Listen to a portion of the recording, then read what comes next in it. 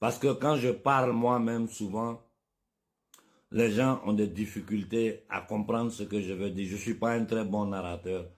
Mais écoutez ce vocal-là et faites-le écouter à toute l'Afrique. Parce que c'est une question de survie pour notre peuple.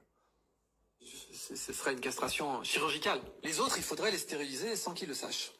Pour atteindre les objectifs qu'il faut atteindre, c'est ça qu'il faudrait. Il faudrait une immunostérilisation de masse qui soit présentée comme autre chose. Il n'y a pas d'autre solution. Il faudrait une immunostérilisation de masse qui soit présentée comme autre chose. Si possible, en jouant sur les leviers de la bienveillance et de la solidarité. C'est pas quelque chose qu'il faudrait pas utiliser, mais ça devrait être présenté comme ça, mais il faudrait surtout pas dire que c'est une stérilisation. Surtout pas. Et pour ne pas dire que c'est une stérilisation, il faudrait que ça fonctionne lentement. Il faudrait que ce soit une immunostérilisation qui prendra effet sur une demi-douzaine d'années minimum, vous voyez, pour que vraiment la fécondité baisse, qu'on ait des femmes qui n'aient plus leurs règles ou qui aient leurs règles complètement déstructurées, complètement déréglées.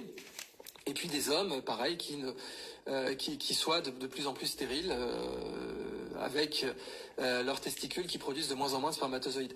Mais pour pouvoir le dénier, parce que vous avez compris que le déni plausible est essentiel, si vous voulez vraiment tuer 7 milliards de personnes, ou en tout cas faire en sorte que à l'horizon 2100, il n'y ait que 1,5 milliard de personnes sur Terre, il va falloir un déni plausible. Donc, si vous pratiquez l'immunostérilisation, l'immunovaccination, dont j'insiste, dont elle existe depuis longtemps et fonctionne très bien, il va falloir la cacher sous autre chose. Il va falloir avoir une excuse pour la pratiquer à si grande échelle et pour injecter des milliards de personnes, parce qu'il va falloir injecter, si vous voulez immunostériliser des milliards de personnes, il faut injecter tout le monde. Après, il y a plein de façons de faire ça en passant.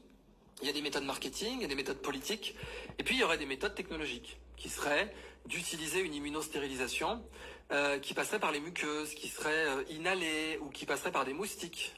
Ça a existé aussi. On a fait des stratégies d'immunostérilisation avec des puces sur les lapins. Donc on pourrait faire ça, propager des vecteurs. Bon, je ne vais pas finir parce que je vais vous